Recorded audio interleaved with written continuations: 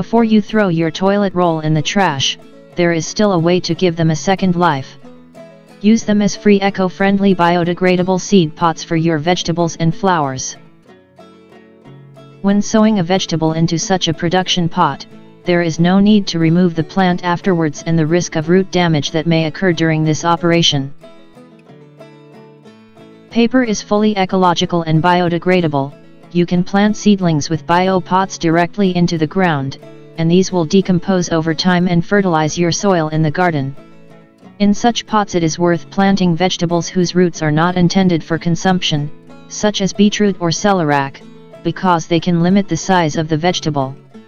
However, they are perfect for lettuces, leeks, tomatoes, and most of all for cucurbits, which do not tolerate transplanting and disturbing the root ball, such as cucumbers or pumpkins. When the seedling is ready for transplanting, open the bottom of the biopot and plant the plant into the soil at its destination. Planting into the ground in such a casing additionally protects the root against pests at the initial stage of plant acceptance and makes it difficult to damage it. Over time, the paper will melt and the roots will grow. Their size is sufficient for the production of seedlings.